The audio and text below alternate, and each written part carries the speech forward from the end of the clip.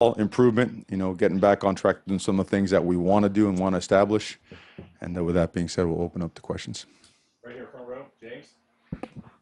Mario, after the emphasis on the run game all for the past 2 weeks, especially this last week, opening the game with 6 straight runs on first down, ultimately ending the night with 200 and that backbreaker there late.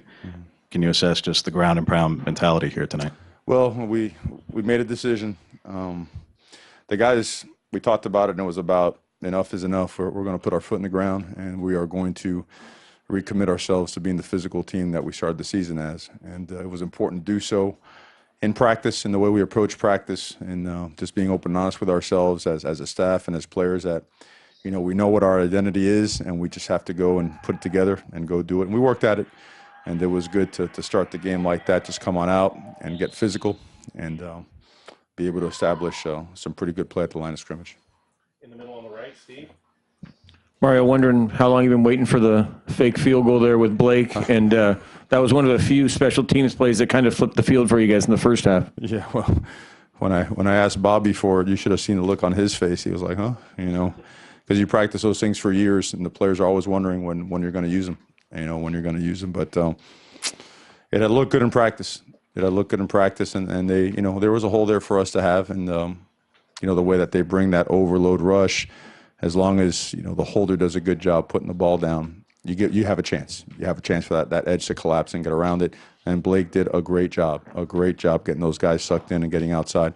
And then Jake did a great job breaking the tackle. But in special teams overall, starting off the game with Ugo's punt return, and just the way that the punt return team set that particular return up was really it was impressive. Hats off to those guys, to Coach Bobby Williams, the way that he just continued to work with our guys on technique and fundamentals. It really showed up big in tonight's game. The only shame of it was, we missed a real short field goal, which we can't do that. And then on their fake, we actually had a guy assigned to. We felt the fake was coming, and we felt that we could bait it. And but our guy lost him. So that was something that we certainly got to work on, so we don't get hit by it again. But overall, some really good special teams play. On the right here, Ryan. Mario, you guys only had one penalty all night, but it was a pretty costly one. Just how do you feel about that call, and what do you have to do to make up for that loss in the first half next week? Well, it's a great football player that was ejected in a critical part of the game, but the rules are the rules, and that's the judgment that was passed on, and then we have to abide by it. I don't, of course it's frustrating when you lose a great player, but I don't think you ever take the stance to vent and be upset with, these officials are working their tails off. They're trying to do things the right way. Certain rules are in place for it. It was a great play. It was a great play and a great block, and, I guess it's probably best to leave it right there. Right here, back middle. Thanks.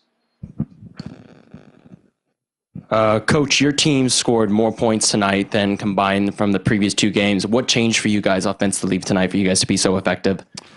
Yeah, we were very good that first half over at Washington State, and obviously last week we were really, really poor. It all starts with the run game, right? I think the way that we're built, the personnel that we have, the lack of depth that we have at certain skilled positions, we're built to do a certain thing a certain way, and when we don't do it, like we found ourselves last week, we're in scramble mode. We were in just different kind of territory, and something that we have to just do a better job like this week of making sure that we could not only stay on schedule, but create the right type of opportunities for our players, and to make sure that sometimes you got to ride the blocking of the perimeter guys, sometimes it's the tight end and the fullback, sometimes it's the offensive line. But again, to me, the biggest credit to the players for all of us getting together and making a decision that we were going to get back to the ways that we felt we were headed in the first 6 games of the season. Second row left, Dave. Coach, can you talk about Dylan Mitchell a little bit and how much of a big night he had, but also the pressure that was put on him? I mean, some incredible pressure that he overcame and had such a big showing, and talk about his talent. Well, I don't think there was pressure put on him, just so we all know. And I was very honest with everyone. Concussion protocol it runs its course. Other players on him. I'm sorry, not pressure by you. Oh, no, I don't mean that. I thought you were asking reference pressure coming back after having an injury. Right. Okay. Okay. In terms of the pressure put on by The defense. By the defensive guy. Well, you know what? He's always going to face man coverage. He's going to face trail coverage, over, under, one over the top, one underneath. And, he didn't get to practice his normal practice schedule this past week because you have to go through that protocol. So the combination of that, they zero in on him, the combination of, him knowing that and then not being able to practice with us the entire week and still going out there and performing like that, tremendous credit to him as a competitor, to his teammates for supporting him, to Justin for finding him. So, again, it's can't say enough about it. Defensively, it felt like 2 of their 3 touchdowns looked like maybe somebody missed a coverage there, but on those 2, but then other than that, only the one other touchdown, and it felt like for the most part kind of limited their explosion plays, other than maybe those ones on the busted coverage. Yeah, the first one was a miscommunication between the corner and the linebacker, so that's how that tight end split the seam and got free. And then we did a good job shoring up versus a run game. They had some pretty, I wouldn't say explosive runs, but chunk runs, 8, 10, 12 yards.